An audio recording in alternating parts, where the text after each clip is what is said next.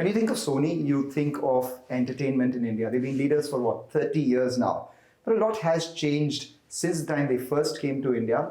Now, when we're looking at in the future as well, the person who's leading the company, Gaurav Banerjee, been here for 6 months. What his strategies are for the future is something that we're going to discuss on this very special conversation. Thank you, Gaurav, for joining in. Thank you for coming here and talking to me. Thanks a lot. 6 months at Sony, right? I mean, before that, you've had a stellar career and also known as the content king. So let me just, start by asking you, when you joined, what were your thoughts about Sony?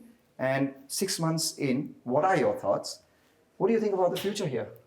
So obviously, I was really excited to walk into this office 6 months ago. This was the first time that I was stepping into the offices here or any Sony office. And I was excited because this company has meant so much to Indian consumers for so many years. And it's such an amazing global brand.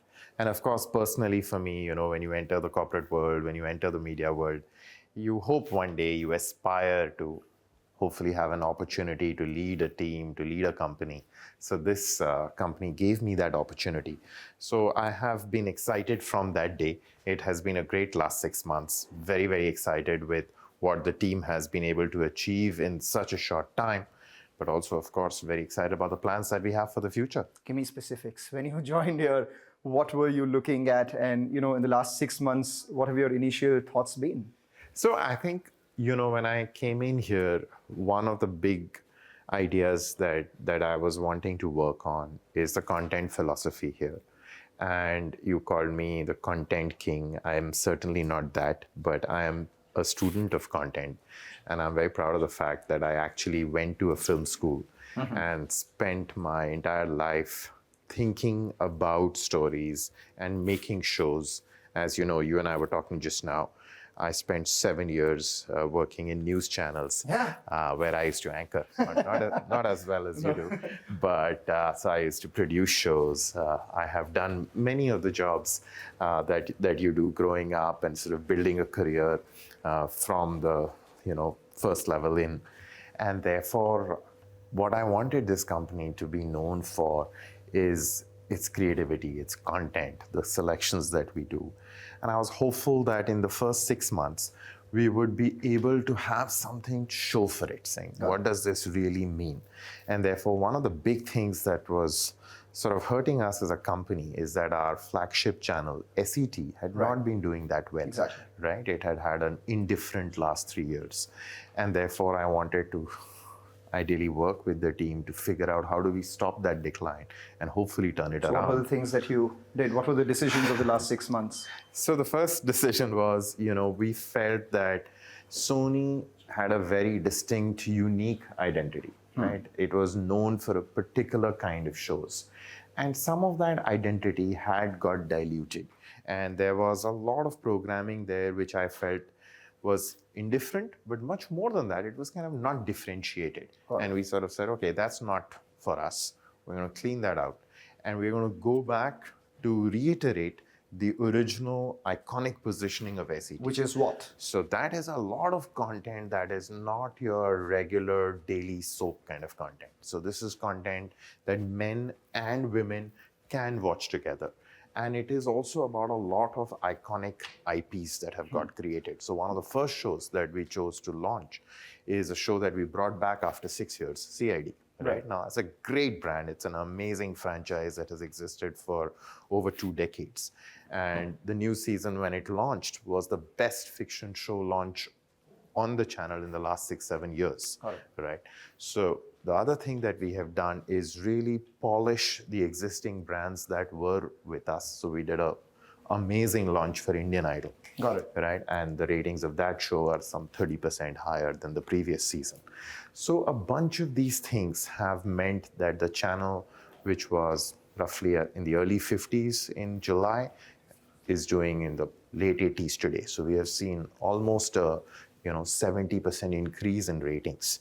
So I was keen that we get behind distinguished brands and show some results which are kind of in the public domain. And therefore, people inside this building believe that, okay, we can work really hard, we can work in a Sony way, and we can establish some good wins What is in the the Sony way? marketplace. We have to be very focused on our brand. We have to be building our IP, right? And we have to be doing things which are different from what others are doing. And we must believe in quality. So I think those 3-4 very simple principles is what we have tried to do across a range of brands now. So, and we've seen some great results on ACT. I spoke about CID and Idol. On Sony Sub, our other really big GEC, we have had a great launch to Tenali Rama, which is the best fiction show that Sony Sub has launched in the last 6 years. And therefore, that channel has also grown. On Sony LIV, we decided to make Shark Tank, which is one of our most successful shows, exclusive to LIV alone. And that has also seen a big jump in viewership, particularly from smaller cities and on connected TVs. So I think across our big content channels on TV and digital, we've taken a few focused bets on some really great iconic brands and really look to grow their viewership in a big substantive way, in a way where the data and the consumer love speaks for itself. Right? So it is, you asked me for specifics. I've thrown a lot of data at you. You've thrown a lot of data at me. You've given me a lot of specifics. What we'll do is we'll speak about television, we'll speak about Sony LIV, we'll speak about your strategy for Sub, we'll speak about sport, something that you love as well, cricket in particular. So this was a good appetizer, so to say, for the main course. Let's go across and let's sit in what I'm told is an auditorium in your office, and then we go ahead and have that conversation. Sounds good. Come. All right, I'll follow you. Okay.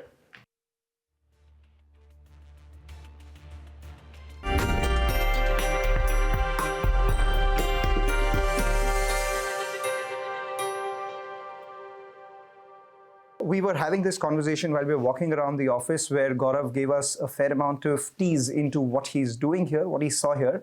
Let's get this formalized now. Let's start with linear. Everyone's talking about linear television as reducing viewership, but in terms of the revenue that it generates, it's a lot higher than digital, right? So it's still relevant from that standpoint. What's your strategy here? It's incredibly relevant, right? In a market like India, where television has done an amazing job in two ways. One is on the wide reach. So we have a huge television market in this country, and it is a market which is actually growing and will continue to grow. What is the audience base of television according to you right now? So I think as per the data, it's about 700 million, right? So it's a very, very large audience, and that's something that nobody can and nobody should ignore. And here at Sony, we are certainly not ignoring that. So you're not of the camp that TV is dying? Oh, there is no evidence of that. In fact, there is a lot of evidence that TV is set to grow in our country. It has been growing and it will grow further.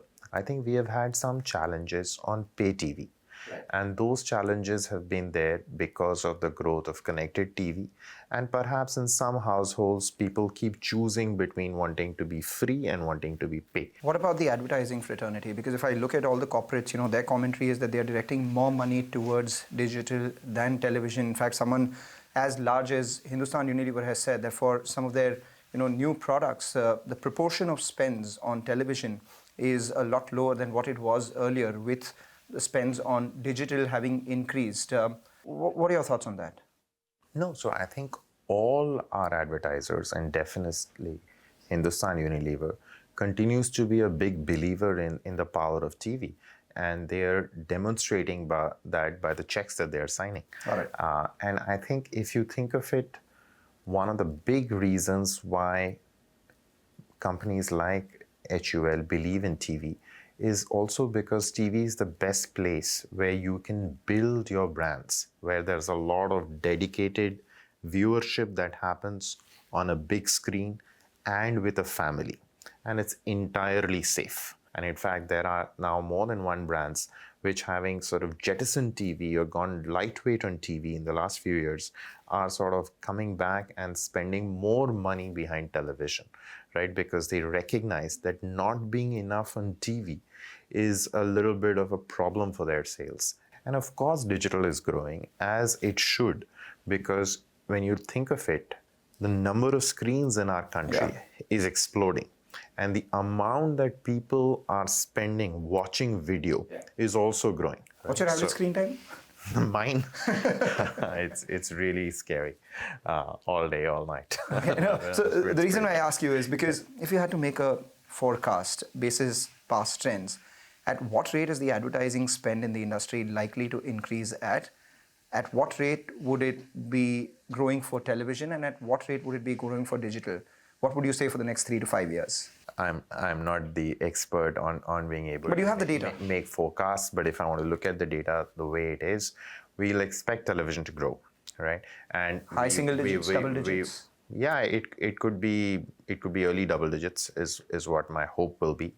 And I think we should continue to expect digital to grow fast. So let's talk about the digital business then. Recently the big merger that took place between Jio and Hotstar has created a behemoth of all sorts, widest portfolio that one can imagine, etc. And at a time when the space anyway is extremely competitive, some large, deep-pocketed international players, etc. as well, what's your strategy when it comes to getting subscribers on Sony LIV, getting them to stick around with you, and differentiate your content? People who want to watch that will have no option but to catch it on Sony LIV itself. So what's your strategy, so to say? So I think Sony LIV is our number one strategic priority. What are the number of subscribers right now? Where do you expect it to go? We What are your expect it targets to here? grow phenomenally, but I'm not going to give you exact subscriber data right now. But the big thing that I would like to tell you, since you asked about our strategy, is that we feel there are 4 very strong pillars for LIV. Right? The first pillar for LIV is that it has an extraordinary bouquet of amazing sports content. So whether it is all the football coming out of Europe, or it is 3 of the 4 Grand Slams, and a bunch of cricket rights from all over the world. And the stellar pick is the ACC rights that we just got a few months ago. So I think a huge continuous supply of high quality sports that means a lot, particularly to premium consumers in India, is the sort of bedrock for us.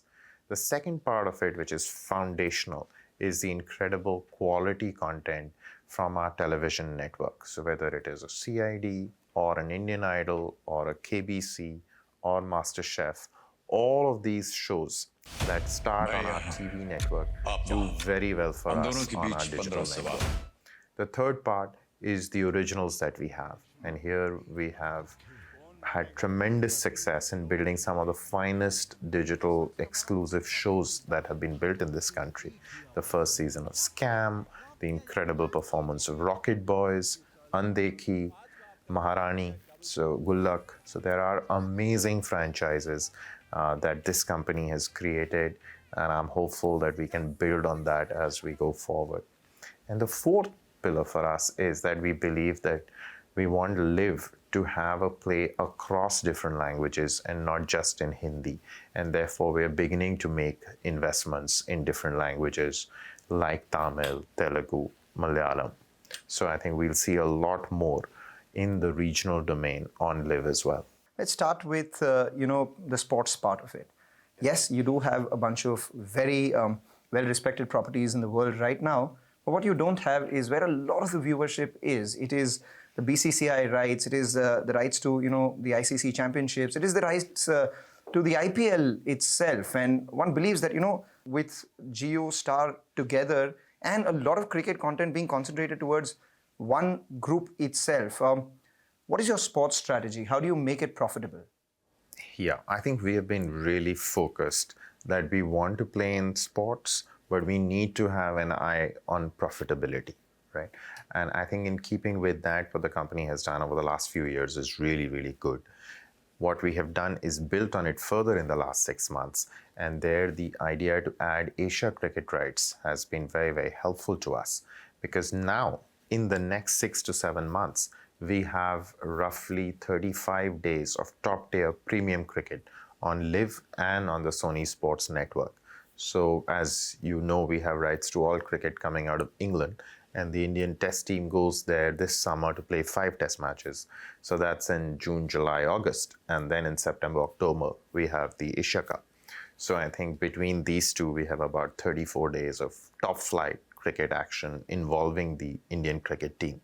In addition to that, we also believe that football is something that's really growing among young consumers in India. So, I have an 18-year-old son, and the one sport that is deeply interesting to him is football, right? And particularly club football at the top level. So even while I didn't work here and I worked at a competitor, we always had a Sony LIV subscription all 12 months because of his deep fanatical interest in European soccer. So I think we have amazing assets there, including 3 of the 4 Grand Slam tournaments, which bring in a very dedicated viewership and good monetization against them. So I think that's the play that we have, and we're pretty So fair for about it. India cricket, as they go to England and the ACC that you have, etc., will I be able to watch it for free on my channel, on Sony LIV? We'll talk more about that closer to date, but probably not.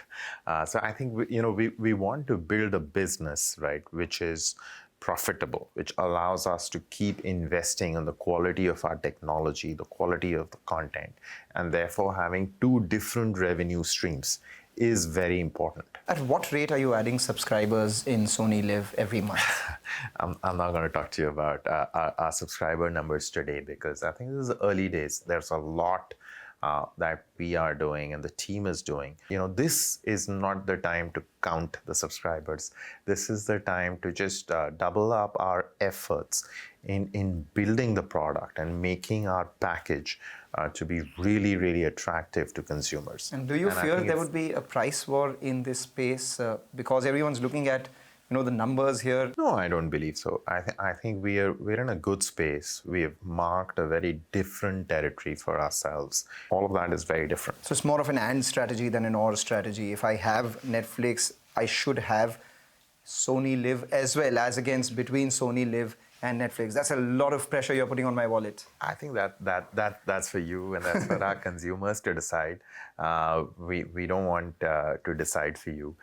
We just want to make our offerings so compelling that hopefully you'll come in and you'll sample, and then you'd like what you'd see, and therefore you'd continue to retain us. What is typically a hit ratio for a successful? Yeah, that's what I said. So I think if it's 1 out of 3, it's amazing. What's the payoff for a successful piece of content in terms of massive audience love? Money-wise as well? Come on, let's. Is it 8x, 10x? So that's where the money follows, right? So if you we are all finally in the business of getting attention. Got it. So if I've got your attention, right, we'll be able to monetize that. But what business are we in? We're in the business of getting that attention. There are a lot of regional specialists who've come up with apps, etc. They're doing extremely well as well. So how do you, what's your regional content strategy here? Yeah, very important to us because, as you know, India speaks in multiple languages and not just in any one language. What's the current share of voice? So I think we've largely been a network which has had a huge anchorage in Hindi and a very limited play outside of Hindi. We're sort of beginning to transition and start speaking in other voices. So I think we had a great show last year, Brinda, which was in Telugu, and that did very well on the app. Then we had another show which featured Ashutosh Govarikar, Manvat Murders, which was in Marathi. So I think we've done some test cases which have done well for us, and therefore our intent is over the next 12 to 18 months do a lot more and see how we can sort of build those franchises out. So I think that's one really important pillar. What's happening with consumers today is people are a lot more open to watching dubbed content. Right? Nobody sort of, worries about it. It's no longer a barrier. People actually really, really love watching it. So I think we are making significant investments in dubs to make the content available in multiple Indian languages. And we believe that gradually that viewership will also grow. The big thing that everyone was talking about all of last year was the potential merger with Zee that has fallen through. But, are all doors shut for that merger now with Zee, or is there a possibility that maybe talks revive? I think all of that needed to be said on that got said before I came into this building. So as far as my agenda is, and for what everyone in this building is focused on doing today, is just building a great portfolio of amazing content. If they were to come back and make another attempt at this, what would you say? What would your reaction be? No, I think we've got a job at our hands, and me and my team, we're really focused on that. If not Z, then what? Oh, I don't know. As I said, I think our clear focus right now is we've got amazing brands, and we've got a great opportunity to grow them. We have to grow them in Hindi, and we have to grow them in other Indian languages, and we have to grow them on television, and we've got to grow them on digital. So I think we've got our hands full. Let's flip it. Instead of you buying someone, what if someone was to make an offer to the parents saying that, okay, we're interested in Sony. They have incredible IP. They have good reach. They have 2 channels which are doing extremely well, the digital as well.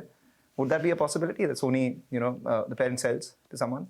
I can't answer on behalf of the parents, but I don't believe so. I think we've been here in this market for nearly 3 decades now. And I think the Sony Group is a big believer in the potential of India. And I think this is a strategically hugely important market for the Sony Group. And therefore, what we wish to do is to continue to build a great business in India. That's my brief. Right. How many times have you watched Suryavansham on Set India? I watched it a few times. I quite like it, actually. How do you value? Do you have a count on how many times it is played? No. Okay. Your favorite piece of content from your library? Scam. And your favorite piece of content not from your library? Can it be the previous library that I created? Either was. Okay. Then Arya.